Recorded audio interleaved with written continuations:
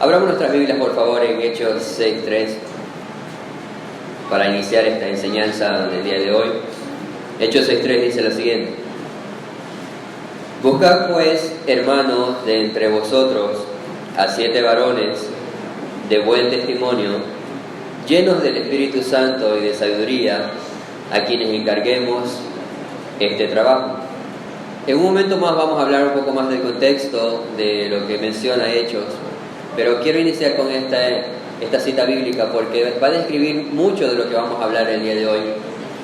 Hoy vamos a ver el capítulo 4 del material que estamos estudiando, miembros los unos de los otros, con respecto a la membresía en iglesia. Y en las 2 semanas anteriores hemos considerado algunos aspectos importantes, definir algunos conceptos importantes como qué es la iglesia, qué es la membresía. A su vez también estuvimos considerando si era esencial la membresía en iglesia. Y una de las cosas últimas que estuvimos considerando es cuáles son aquellas señales que exteriorizan una confesión de fe verdadera. Dijimos que el requisito básico para participar de la membresía en iglesia local es una confesión genuina de fe en Cristo. Pero a su vez también dijimos que habían señales que nos permitían exteriormente ver que esa confesión de fe es una confesión genuina. Decíamos que dentro de esas 4 señales que se mencionaron, dijimos que una confesión de fe genuina va acompañada por la obediencia al bautismo. A su vez también dijimos que una confesión de fe tiene como base una doctrina clara y sana con respecto a quién es Jesucristo como hombre, quién es Jesucristo como Dios. También dijimos que otro de los puntos de los 4 que se mencionaron con respecto a las señales es que es necesario, y una confesión genuina de fe en Cristo va a producir o se va a evidenciar a través de frutos espirituales. Y lo último que mencionamos es que una confesión genuina de fe en Cristo siempre va de la mano con una comunión cristiana permanente. Entonces esas son 4 de las señales que mencionamos la semana anterior en la última parte de la enseñanza, que evidenciaban o exteriorizaban una confesión genuina de fe en Cristo. Evidentemente, siendo esto el requisito básico para participar de la membresía, estas señales nos ayudan a verificar de alguna manera si una confesión de fe, si alguien que dice que es cristiano, si alguien que dice que es un creyente, si esa confesión es genuina y es verdadera. Sin embargo, hoy vamos a enfocarnos un poco más en algo que se conoce como las pautas para la membresía. ¿Necesita la iglesia local necesita principios escritos para aquellos que desean adherirse o inscribirse como miembros de una iglesia? ¿Es necesario tener principios establecidos, principios escritos para aquellos que deseen participar de la membresía en la iglesia local? Ahora, si decimos si es necesario, evidentemente necesitamos considerar cuáles principios deben ser incluidos y cuáles principios no deben ser incluidos. Pero también alguien podría decir, no, ¿para qué principios? ¿Para qué tener algo escrito? Dejémoslo a la libre interpretación y conforme vengan las personas, ahí determinaremos. Entonces, el punto principal de hoy es poder determinar si las pautas, cuando hablo de pautas me refiero a una guía, a un modelo, a un patrón establecido, escrito, que nos ayude a tener como base la identificación de lo que estamos hablando hace un momento, identificar si las confesiones de fe de las personas que se acercan y dicen que son creyentes son reales y son genuinas. Permítame poner un ejemplo para iniciar, lógicamente guardando las distancias entre la importancia de establecer pautas para la membresía, pero con algo práctico, algo general. Hablemos de las amas de casa. Una ama de casa decide cocinar para el almuerzo una sopa de albóndigas, por ejemplo. No sé qué tan común sea en sus alimentos diarios, pero alguien desea cocinar una sopa de albóndigas y para eso evidentemente va a necesitar ingredientes. Dentro de ese deseo e intención de cocinar ese alimento, decide decirle a su hijo, lo más común es quizás anda y compra a la despensa, ¿verdad? Ahora, cuando uno toma esa decisión de mandar a comprar a la despensa a alguien, ¿qué es lo más común que se realiza? Hago una lista, ¿verdad? Evidentemente uno lo que hace es una lista de ingredientes y le dice a su hijo o a alguna otra persona: esto es lo que necesito para cocinar este alimento, para cocinar la sopa de albóndigas que pusimos como ejemplo. Creo que a nadie se le ocurriría decir: ¿sabes qué, hijo? Anda a la despensa y compra lo que tú quieras, lo que tú veas, lo que te parezca bien, y tráelo y ahí vemos cómo hacemos. Tampoco a nadie se le ocurriría decir: anda a la despensa y pregúntale al tendero, a ver, lo que él te diga, eso lo traes. ¿Verdad que eso no haríamos? Dentro de ese ejemplo general y común, es necesario tener una pauta, una lista específica, hablando de ese alimento, de ingredientes que nos permitirán cocinar lo que queríamos. Ahora, trayendo eso a lo que queremos mencionar, para determinar quiénes pueden acceder a la membresía en una iglesia local, teniendo como requisito básico y único una confesión de fe genuina, necesitamos pautas, necesitamos parámetros, necesitamos un patrón, un estándar escrito que sea nuestra guía para que todos aquellos que accedan y participen en la iglesia o que se congreguen, la conozcan y sepan: esta iglesia local tiene estas pautas o tiene estos parámetros para aquellos que desean acceder a la membresía. Insisto, teniendo como requisito básico una confesión genuina de fe en Jesucristo. ¿Ok? Ahora, si vamos un poco atrás, en el tiempo de la Reforma, en el siglo XVI, las iglesias protestantes en el siglo XVI optaron esto de determinar una lista de pautas específicas y escritas. En las iglesias protestantes del siglo XVI, en el tiempo de la Reforma, era algo que ellos adoptaron, era algo común para ellos. Dentro de nuestro contexto actual, eso no es algo común.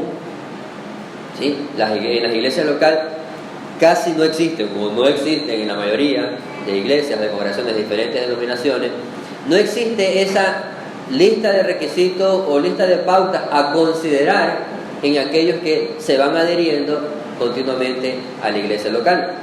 Pero en la Reforma, en el tiempo de la Reforma, la iglesia protestante, esto era algo común y ellos decidieron especificar de manera escrita y pública, es decir, todos sabían cuáles eran los parámetros que la iglesia iba a considerar. Evidentemente esos parámetros salían o tenían como base lo que las escrituras dicen de los creyentes.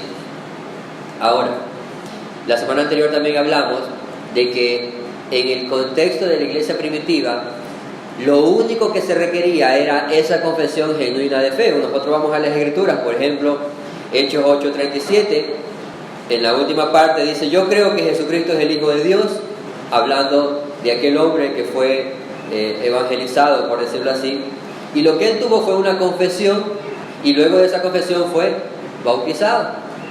Entonces, en Romanos 19, por ejemplo, vemos que dice que si confesares con tu boca que Jesús es el Señor y creyeres en tu corazón de que Él le levantó de los muertos, serás salvo. Primera de Corintios 12:3 también nos dice en la última parte: nadie puede llamar a Jesús Señor si no es por el Espíritu Santo. Entonces, en el contexto de la iglesia primitiva, lo que se requería, como mencionamos la semana anterior, era esa confesión de fe, porque casi siempre esa confesión de fe de Jesucristo, casi siempre estaba acompañada de manifestaciones extraordinarias. Entonces era más que suficiente, dentro del contexto que vivió la iglesia primitiva, esa confesión acompañada de esas señales extraordinarias, y por el contexto de persecución que en su mayoría vivían, era más que suficiente decir: yo creo en Cristo, yo creo en Cristo que vino a dar su vida por nosotros, yo creo en Cristo que resucitó. Era lo que ellos confesaban. Y de hecho, confesar esto le traía a ellos muchos problemas. La realidad es que eso no es, ese contexto de la iglesia primitiva no es el mismo que el nuestro. En nuestro contexto, cualquier persona puede decir: yo creo en Jesucristo. ¿Sí? Y por eso es que es necesario considerar pautas escritas, específicas, que surjan de la palabra de Dios, para que todos aquellos que se vayan adheriendo a la iglesia tengan claro y conozcan cuáles son aquellas señales, cuáles son aquellos parámetros que sus vidas mismas deben estar demostrando, y conforme a eso puedan identificar que su fe es una fe genuina. Entonces, un poco de eso es lo que queremos hacer énfasis por lo menos en esta enseñanza. Ahora, uno de los problemas que surgen en nuestro contexto actual es que algunos dirán quizás, ¿por qué no volvemos a la tradición eclesiástica? ¿Por qué estar solicitando solicitud de membresía, confesión de fe, estatutos? ¿Por qué solicitar todo esto? ¿Por qué no vamos solamente a la Biblia, a la simple palabra de Dios y suficiente? Ahora, cuando decimos que estamos requiriendo esto, en ningún momento estamos diciendo que la Biblia no es la máxima autoridad. En ningún momento estamos diciendo que la Biblia está por debajo de alguno de esos requisitos o parámetros que queremos establecer. No. Y cuando alguien dice, volvamos a la simple palabra de Dios, está bien y estamos de acuerdo con eso. La pregunta es, ¿estamos de acuerdo que debemos volver a la palabra de Dios? Sí. La pregunta es, ¿a qué principios? ¿Cuáles son los principios que vamos a considerar de la palabra de Dios para esta labor? Y es allí donde las pautas que estamos mencionando surgen como una ayuda dentro del contexto de la iglesia para identificar esto. No podemos simplificar el asunto y decir, bueno, vamos a la Biblia solamente y ya. Necesitamos ir a la Biblia, definitivamente que sí, pero necesitamos extraer de la misma, de acuerdo a la narración bíblica, de acuerdo a la enseñanza bíblica, cuáles son aquellos aspectos que hay que considerar. Entonces eso es lo que queremos hacer énfasis en este día, por lo menos en esta enseñanza. Cuando decimos la palabra de Dios, necesitamos considerar algunas cosas. Primero, que evidentemente la palabra de Dios está compuesta de cada uno de estos libros, los 66 libros, ¿verdad? Cuando decimos la palabra de Dios nos referimos a eso. Pero a su vez, cuando decimos la palabra de Dios, también tenemos que estar conscientes de que esta está expuesta o ha sido expuesta a lo largo de la historia de diferentes maneras. Encontramos la palabra de Dios definitivamente en las Sagradas Escrituras, pero también la encontramos a través de un sermón, ¿verdad que sí? Y en ese sermón, ¿quién es el interlocutor? Es un hombre en el cual mora el Espíritu Santo de Dios y dirigido por él, predica la palabra de Dios.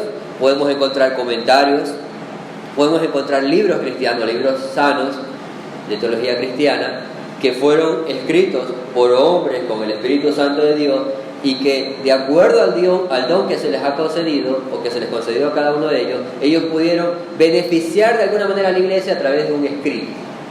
Entonces, cuando hablamos de la palabra de Dios, también la encontramos a través de estas expresiones: un comentario, un libro, una confesión de fe, cuando estuvimos hablando de la confesión de fe. Entonces, son expresiones de la palabra de Dios que evidentemente debemos que considerar. Insisto, la autoridad de las Sagradas Escrituras no está en tela de duda en lo que estamos mencionando. Las Sagradas Escrituras tienen la máxima autoridad. Pero sin embargo, otra de las cosas que necesitamos considerar es que cuando hablamos de pautas y hablamos de principios que son necesarios dentro de la iglesia local para adherirse a la membresía, cuando hablamos de esto, también tenemos que considerar que, aunque en la iglesia apostólica, en la iglesia primitiva, no fue esto considerado, nuestra situación actual no es la misma que la de ellos. ¿Sí? Cuando vamos al contexto de la iglesia primitiva, cuando ellos se referían a Jesús, a Dios, a arrepentimiento, a fe, a confesión, cuando ellos hablaban de estos términos, eso era lo que significaba. Ahí no había doble sentido, no había diversas interpretaciones. Alguien hablaba de Cristo, es Cristo, es el Cristo resucitado. Cuando alguien hablaba de arrepentimiento y fe, era eso. Ellos experimentaban arrepentimiento y tenían una fe verdadera. Entonces, esos términos a lo largo de la historia han sufrido un deterioro, han sufrido quizás en algunos casos hasta adulteración de lo que realmente significaron para ellos y de lo que en nuestro contexto actual significa para la mayoría de las personas. Entonces, como para ellos lo que significaba arrepentimiento era arrepentimiento, para alguien ahora quizás arrepentimiento solamente es un remordimiento quizás. Entonces, como el contexto en referente a esto, a estos principios, a estos conceptos, en la iglesia primitiva estaban claros, lamentablemente a lo largo de la historia, dentro de nuestro contexto, esto ha sufrido un deterioro. Entonces, cuando tú hablas, alguien te dice que es un cristiano, o te pregunta, una de las cosas que suele suceder, alguien me pregunta, no, yo le digo, yo soy cristiano, y la pregunta es, ¿cristiano católico, cristiano evangélico o cristiano de alguna otra cosa? No sé si a usted le ha pasado, ¿sí? Entonces, no, pero cuando vamos a las Escrituras, Hechos 11:26 decía, y a los discípulos fueron llamados cristianos por primera vez. Entonces ahí no había, o eres cristiano de esto o eres cristiano de acá, era cristiano. Entonces el concepto de cristianismo era uno solo, ahí no era variable. Pero en nuestro contexto, lamentablemente, eso ha cambiado. Hoy en día cualquiera se puede llamar cristiano. Hoy en día la religiosidad, el legalismo por un lado, el libertinaje por otro, y en medio de esos dos extremos está el concepto de cristiano. Entonces tenemos que considerar que hoy en día Jesucristo en algunos casos es presentado a veces como un niño solamente, en otros casos es presentado como un hombre que tuvo una ética muy, muy grande, en otros casos es presentado a Jesucristo como un revolucionario, como un líder social, como alguien capaz de solucionar todos tus problemas. Así es presentado Jesucristo hoy en día. Pero antes, eso no era así. Jesucristo era Jesucristo, el que murió y resucitó. ¿Sí? Entonces, por esos motivos, o algunos de esos motivos, lo que estamos mencionando es que es necesario considerar pautas o parámetros dentro de la iglesia local, conocidos para todos los que se congreguen, y que esos parámetros sirvan para esta generación y para las generaciones siguientes como aquella guía, como aquel carril, por decirlo de alguna manera, que le ayude a no desviarse de los principios bíblicos. Porque si hoy establecemos parámetros o pautas para todos aquellos que desean acceder para la membresía en la iglesia local, esas mismas pautas van a continuar para nuestros hijos y para las siguientes generaciones. Entonces no va a haber dónde extraviarse. Pero si no hay eso, quizás nuestros hijos o quizás las siguientes generaciones no tendrán un parámetro de dónde tomar, y quizás inventarán algún otro, y en la mayoría de los casos lo que suele suceder es que eso va a alejarse de las Escrituras. Entonces, habiendo mencionado esto, hay dos aspectos más que quiero hacer énfasis antes de considerar cuáles son aquellas pautas. Hay dos aspectos por los cuales el día de hoy, en nuestra actualidad, es necesario tomar en cuenta, porque en la era apostólica eso no era de tanto considerar. Por ejemplo, como dije hace un momento, en la era apostólica, alguien que decía o que profesaba ser cristiano tenía práctica o una vida de cristiano. Eso era en la era apostólica. Los creyentes que decían las personas que decían que eran creyentes vivían como creyentes, es decir, la confesión de fe de ser creyente estaba acompañada de una práctica, de una vida como creyente. Eso era en la época apostólica. Pero en otro contexto puede haber una confesión de fe de alguien que es creyente, pero su vida práctica no demuestra eso. Entonces difiere de cómo era antes el contexto. Eso es uno. La profesión cristiana sin la práctica es común el día de hoy. Muchas personas profesan ser cristianos, pero en la práctica no viven como cristianos. ¿Ok? Eso es común ahora, antes no era común. Otra de las cosas que antes no era común es que había mucha confusión doctrinal. Aunque en la iglesia temprana surgieron ciertas herejías, una, dos, quizás tres herejías con respecto a la divinidad de Cristo o con respecto a la humanidad de Cristo, que eso eran rebatidas a lo largo de la historia, pero no habían tantas herejías o tanta confusión doctrinal, ¿sí? Entonces la confusión doctrinal es otro de los problemas que se ha extendido en nuestro contexto y que antes no existía. Debido a estos dos aspectos principales es que estamos considerando necesario lo de las pautas en la iglesia local para todos aquellos que desean adherirse a la membresía. Entonces, hoy en día, con respecto a la profesión cristiana sin la práctica, hoy en día las personas profesan ser cristianas, ¿Por qué? Algunos profesan ser cristianos porque el cristianismo es la religión tradicional de su familia, es decir, niños que crecen en un contexto cristiano, y por crecer en ese contexto cristiano ya se les dice que son cristianos. Entonces, en otros casos, algunos profesan ser cristianos solamente porque asisten regularmente los domingos a la iglesia, pero de lunes a viernes o de lunes al sábado, la profesión de ese cristianismo del domingo no hay evidencia. Entonces, hoy en día las personas dicen soy cristiano considerando estos aspectos, pero no considerando la práctica. Entonces, ¿por qué no podemos considerar cristiano a alguien que vive de esta manera? Alguien que hace una profesión pero que no tiene una vida práctica. ¿Por qué no podemos considerar a alguien cristiano que vive de esta manera? Porque las escrituras no nos enseñan eso. En las escrituras vemos creyentes, hombres y mujeres que fueron salvados, tuvieron una confesión de fe en Cristo Jesús y su vida cambió. Su práctica común y diaria era la de un cristiano. Entonces, bajo ningún concepto podemos decir, no, aceptemos nomás. En algún momento, una de las cosas que siempre hacemos énfasis, y que Dios nos ayude a que sea así, es que no podemos asumir las cosas, ¿sí? No queremos asumir, y no podemos ser simples en ese sentido tampoco. Por el beneficio de las personas, por el beneficio de nuestras almas, no podemos asumir algo, sino que es algo que tiene que constantemente ser considerado. Y lo otro que mencionamos con respecto a la confusión doctrinal que existe en nuestro contexto es que antes la confusión doctrinal era excepcional, es decir, había 1, 2, 3 errores doctrinales o herejías. Eso era excepcional, pero ahora es común. Ahora encontramos diferentes tipos de pensamientos, sectas y tantas cosas más que extraen de las escrituras, entre comillas, revelaciones o ideas, y de eso hacen doctrina y de eso viven. Eso es común ahora, lo cual no era una realidad en el contexto de la iglesia primitiva. Pues vamos a Hechos 6, veamos algunos textos de esto que hemos mencionado hasta ahora.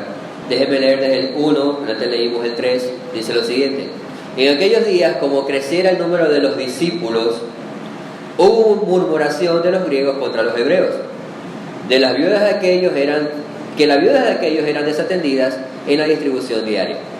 Entonces los 12 convocaron a la multitud de los discípulos y dijeron: no es justo que nosotros dejemos la palabra de Dios para servir a las mesas. Buscad pues, hermanos, de entre vosotros a 7 varones de buen testimonio, llenos del Espíritu Santo y de sabiduría, a quienes encarguemos de este trabajo, y nosotros persistiremos en la oración y en el ministerio de la palabra. Agradó la propuesta a toda la multitud. ¿La multitud de quiénes? De los discípulos, decía anteriormente, ¿no? Agradó la propuesta a toda la multitud, y eligieron a Esteban, varón lleno de fe y del Espíritu Santo, a Felipe, a Prócoro, a Nicanor, a Timón, a Parmenas, a Nicolás, el prosélito de Antioquía, a los cuales presentaron ante los apóstoles, quienes orando le impusieron manos, y crecía la palabra del Señor, y el número de los discípulos se multiplicaba grandemente en Jerusalén. También muchos de los sacerdotes obedecían a la fe. Más adelante hay el contexto del arresto de Esteban, que fue uno de los que escogieron en lo que estamos mencionando ahora.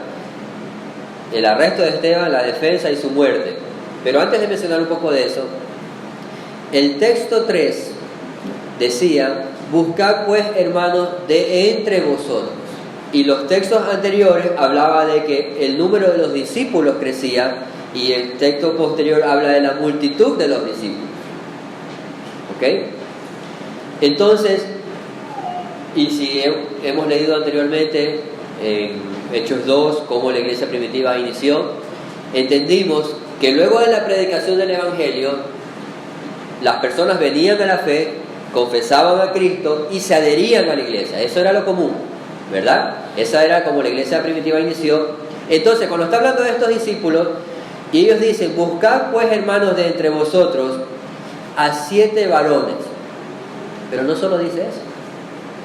O sea, no solo dice, buscad de ese grupo, busquemos a 7 hombres que puedan servir. Y punto. No dice eso. Sino que da pautas, que es lo que estamos un poco hablando, da pautas, da parámetros, en este caso verbales, no escritos, de lo que debería de considerarse en aquellos hombres. Y dice, buscad pues 7 varones de buen testimonio, llenos del Espíritu Santo y de sabiduría. ¿Cómo podemos ver eso en la vida de las personas? Hoy día, digamos que hoy es el día de elegir a estos 7 varones y hay alguien que nos visita por primera vez. ¿Podríamos considerar a esa persona dentro de los posibles elegidos? Claro que no. ¿Cómo podemos ver a alguien que tiene un buen testimonio? ¿A través de qué? A través de la comunión unos con otros, a través del tiempo de permanencia unos con otros. ¿Cómo podemos ver que alguien ha sido lleno del Espíritu Santo? ¿Por manifestaciones externas? No, por su vida piadosa, por su fe, por su forma de predicar la palabra, por la forma como lleva a su familia. Así podemos ver a alguien lleno del Espíritu Santo. ¿Cómo podemos ver a alguien que tiene sabiduría? ¿Sí?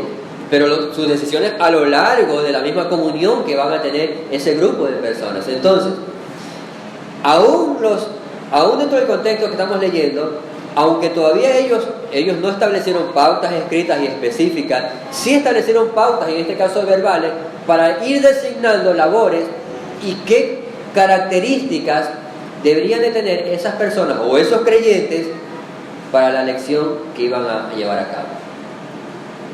En el contexto del cual estamos hablando con respecto a la membresía en la iglesia local, lo que estamos afirmando es que es necesario también tener pautas, ahora nosotros escritas, para que todos la conozcan y para que pasen de generación en generación, de aspectos que hay que considerar en aquellos que desean adherirse a la membresía.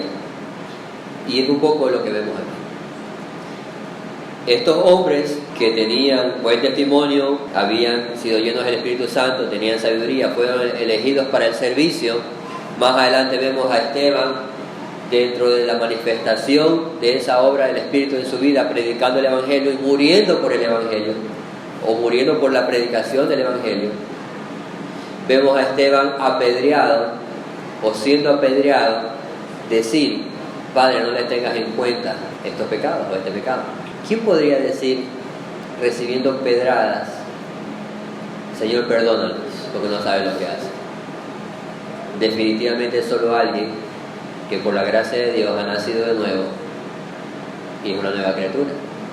Entonces, esto es lo que queremos hacer énfasis.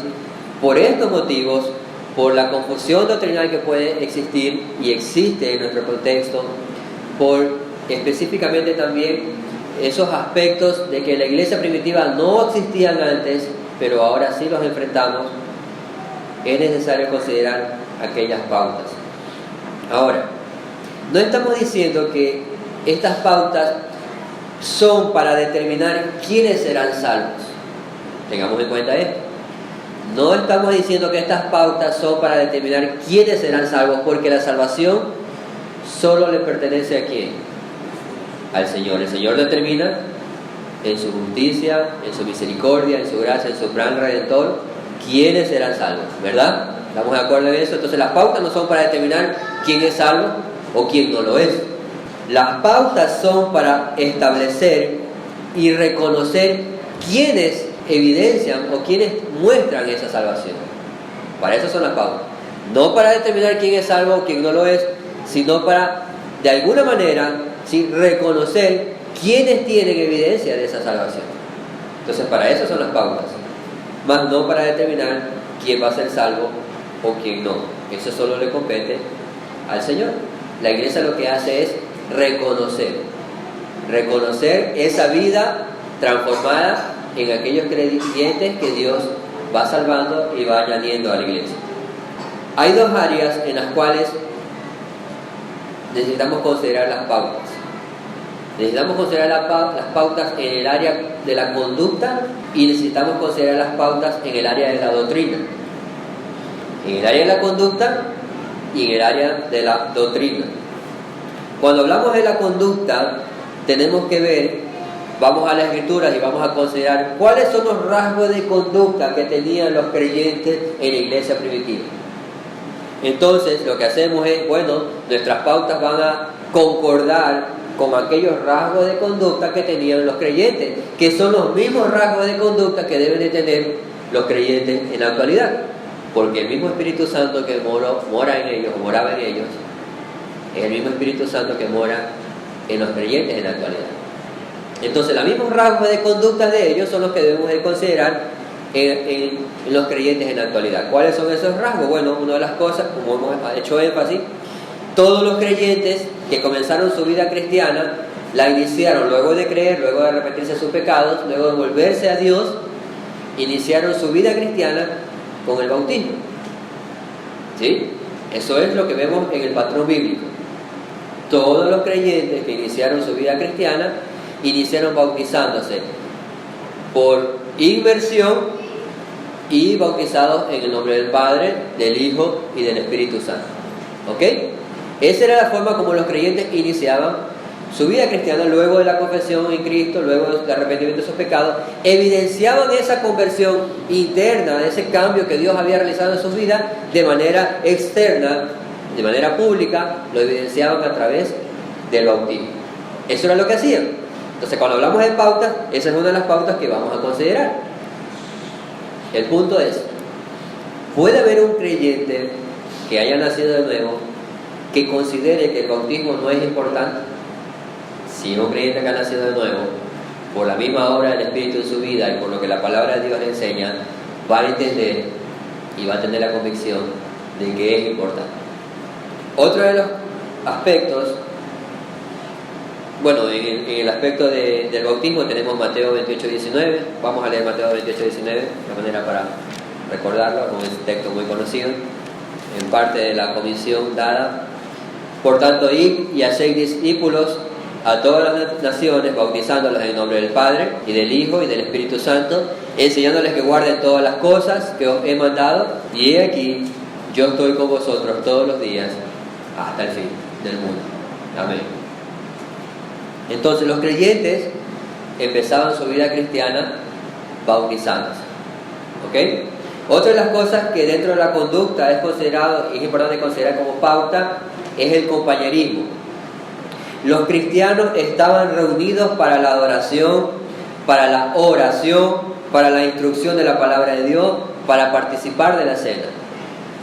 El ejemplo bíblico que vemos, especialmente en Hechos, es que los creyentes, dentro de su conducta natural de ahora ser una nueva criatura, de haber nacido de nuevo, es que compartían, participaban del compañerismo con otros creyentes. Y dentro de ese compañerismo adoraban al Señor, oraban juntos, eran instruidos a través de la palabra de Dios y participaban de la Santa Cena, o participaban de los sacramentos. Hechos 2:42, luego del discurso de Pedro, dice: perseveraban en la doctrina de los apóstoles, en la comunión unos con otros, en el partimiento del pan y en las oraciones.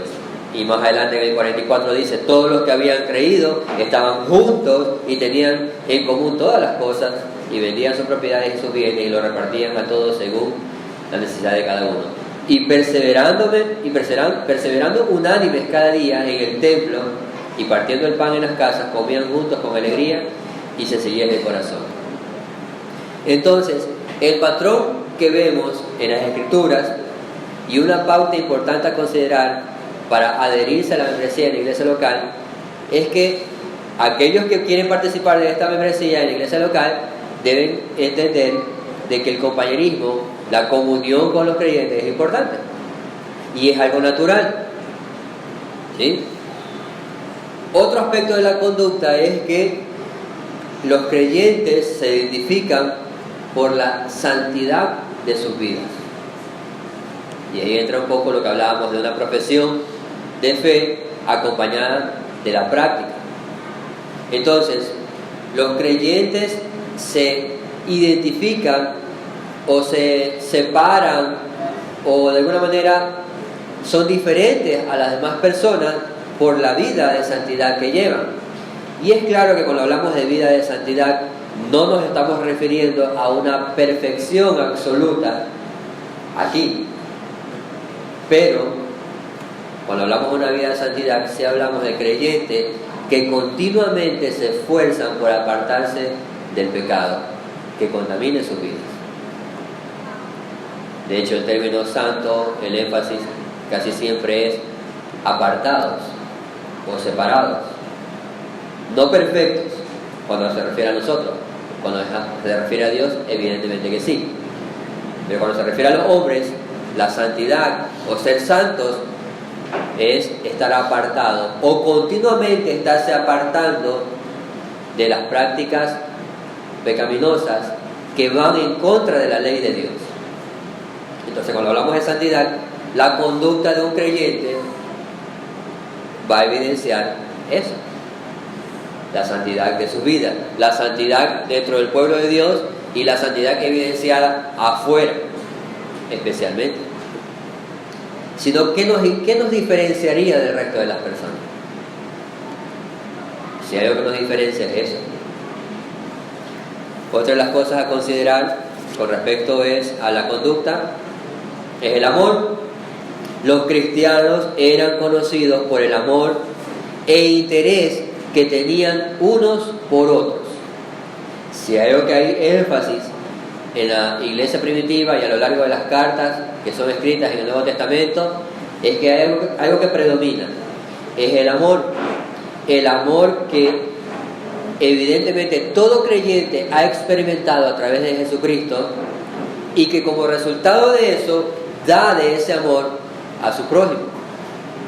Juan 13:35 es bastante enfático en esto.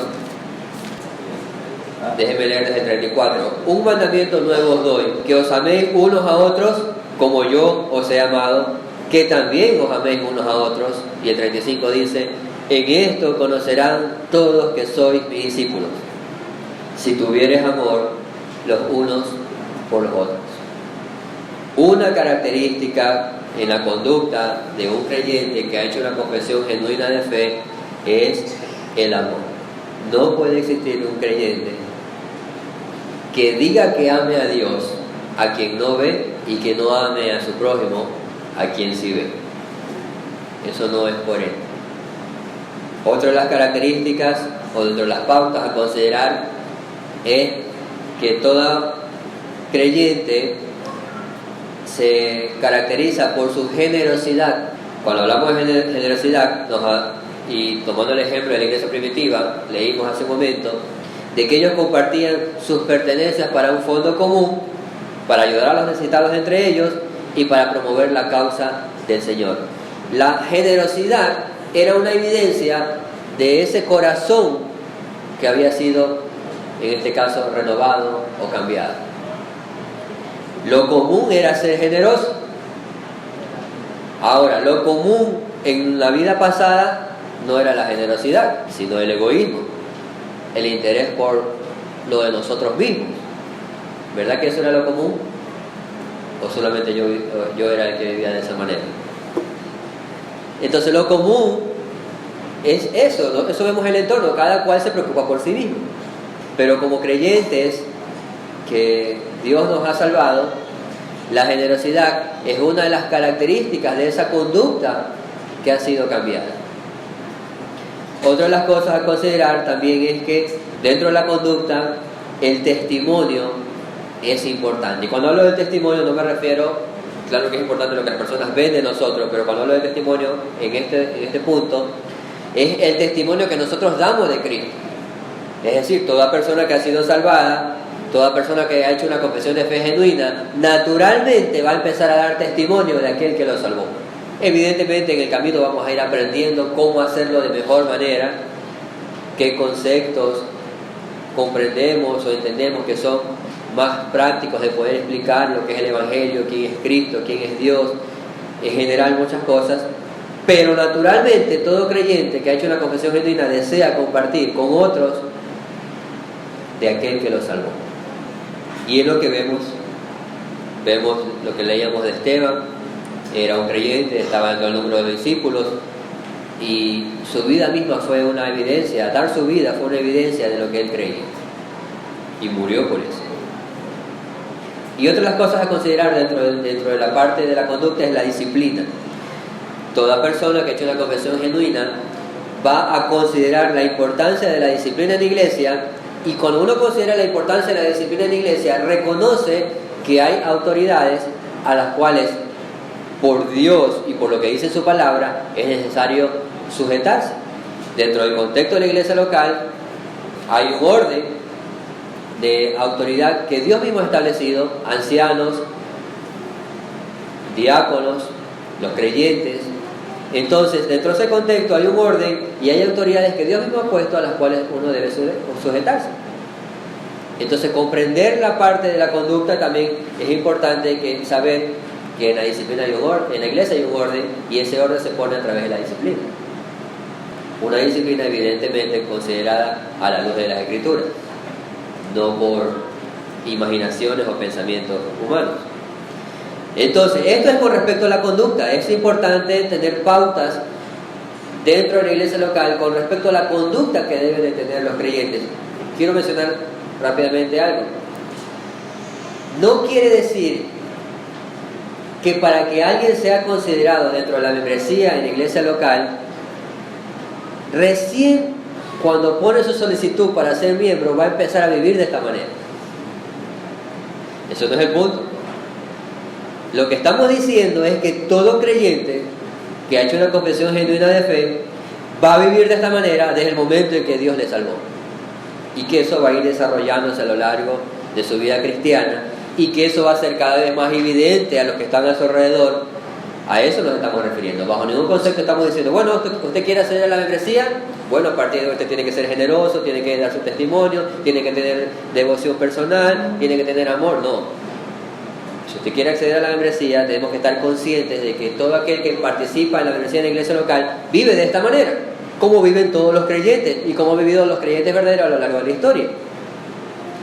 Entonces no estamos hablando de pautas extraordinarias en un sentido, sino que es algo natural y común cuando Dios salva a una persona. Lo otro que mencionábamos con respecto a las pautas, dijimos que era la conducta, y hablamos de algunos aspectos de la conducta, y lo otro es la creencia o la doctrina. Cuando una persona se acerca a una iglesia local y empieza a participar en esa iglesia local, lo que cree o lo que ya viene presuponiendo de muchos aspectos, y especialmente los aspectos fundamentales, por ejemplo, la autoridad de las Sagradas Escrituras, con respecto al Dios Trino, con respecto a Cristo como hombre, a Cristo como Dios, con respecto a quién es el hombre, con respecto también a la parte de la comunión. Entonces, todos estos aspectos, y con respecto a la salvación, lo que uno tenga en su mente en esos aspectos fundamentales de la doctrina es importante considerar.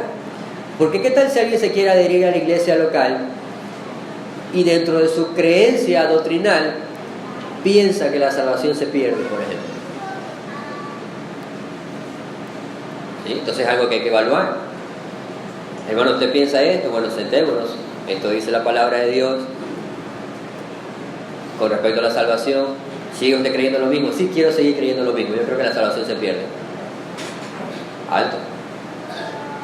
No, pero nosotros creemos por las Escrituras que a quien Dios salva, a quien Dios llama o elige, justifica, santifica y glorifica. El mismo número de los que han sido elegidos será el mismo número que serán salvados. Ninguno se perderá en el camino. Entonces, cuando hablamos de pautas, los que se congregan en el lugar deben de conocer lo que la iglesia cree. Lo que la iglesia cree con respecto a la palabra de Dios, lo que la iglesia cree con respecto a Dios, a la Trinidad, Padre, Hijo y Espíritu Santo, lo que la iglesia cree con respecto a Jesucristo, lo que la iglesia cree con respecto al hombre y su caída y su separación de Dios por causa del pecado, lo que la iglesia cree con respecto a la salvación. Eso hablando de los aspectos más fundamentales. Entonces, cuando alguien quiere adherirse a la iglesia como parte de la membresía, debe estar consciente de lo que la iglesia cree. Y en los aspectos fundamentales, evidentemente, tienen que estar de acuerdo. Va a haber algunos aspectos quizás un poco grises, que no sean tan fundamentales, que habrá que enseñarlos y aprenderlos en el camino, pero en los aspectos fundamentales no podemos decir, yo quiero adherirme a la iglesia, pero yo creo que el Espíritu Santo es una fuerza. O yo creo que Cristo tuvo un cuerpo, no tuvo un cuerpo humano como el de nosotros. Yo creo que Él fue como un fantasma que vivió alrededor de sus discípulos. ¿No? Estamos hablando de aspectos fundamentales. Y con respecto a la doctrina y a la creencia, las pautas escritas nos van a ayudar a evaluar esto es lo que la iglesia cree. Y esto es lo que todos aquellos que deseen adherirse a la iglesia local, de acuerdo a lo que las Escrituras mencionan, debemos estar de acuerdo. Entonces, en general, cuando hablamos de pautas escritas para la membresía, debemos de concordar en que son necesarias. Mientras las pautas escritas estén de acuerdo a la palabra de Dios, son necesarias y son importantes. ¿Sí? Cuando establecemos pautas o parámetros para acceder a la membresía en la iglesia local, en ningún momento lleguemos a pensar de que es una vara muy alta. Entonces, ¿quién puede ser parte de la iglesia local? No pensemos de esta manera. No, las pautas no van a ser muy altas como para que nadie pueda ingresar. De hecho, si fuera así, ahora en el proceso en que nos encontramos de establecer una primera membresía en esta iglesia local, ninguno pudiera ingresar tampoco. Ninguno pudiera participar. Entonces las pautas no son muy altas como para decir nadie puede alcanzarlas. Pero si hablamos de lo que la Escritura menciona, de cómo un creyente vive, de qué es lo que un creyente cree, y las pautas van de acuerdo a eso, es algo que todo aquel que ha hecho una confesión genuina de fe está viviendo y puede seguir viviendo en el contexto de la iglesia local. Y esto debe ser evaluado. Uno de los casos, las situaciones comunes en las iglesias en general, es que las personas se adhieren o se acercan a una iglesia local, participan como miembros y todo aquello, sin evaluar todo esto que estamos mencionando, y en muchos de los casos, pocos meses después, esa profesión de fe dejó de ser profesión de fe. Cristo fue blasfemado, la iglesia local termina siendo mal vista por no haber considerado estos aspectos. Y eso queremos evitar. Los parámetros o pautas mencionados para acceder a la membresía en la iglesia local no son ni muy altos ni imposibles, ni tampoco contradicen las Escrituras. Y eso es lo que más hacemos énfasis. Pero sí somos conscientes de que si alguien profesa ser cristiano, debemos de ver que también viva como cristiano.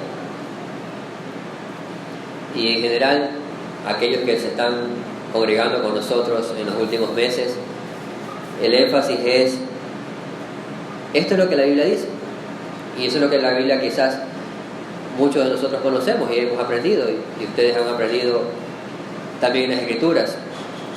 Y si es lo que la Biblia dice, es la forma como debemos vivir. Y si es la forma como debemos vivir, es lo que vamos a evidenciar unos con otros a través de la comunión que tengamos. Entonces, aquellos que van adheriéndose o van congregándose con nosotros, el ánimo es el mismo. Si las Escrituras dicen que debemos de vivir así como creyentes, lo que será considerado en las pautas será eso. Aquellos que viven como la Escritura menciona. Pero también hay una realidad. Al examinar estas pautas, alguien puede darse cuenta que quizás, ojalá no sea el caso de nadie aquí que esté en esa condición, pero al examinar las pautas de cómo debe vivir un creyente, alguien puede darse cuenta, hey, yo digo que soy creyente, pero yo no estoy viviendo de esta manera. Aún las pautas pueden servir como esa luz que te despierta de lo que tú asumías pensando que eras un creyente y a lo mejor no lo eres. Entonces, en general, hay un beneficio de todo esto que estamos mencionando. Las pautas, de acuerdo a las Escrituras, para acceder a la membresía local, escritas, claras y de conocimiento público, son necesarias porque ayudan a fortalecer la iglesia local, a fortalecer el testimonio de Cristo en el mundo, y ayuda a que la iglesia tenga un rumbo, tenga un objetivo claro hacia dónde va a dirigirse. Amén. Oremos así.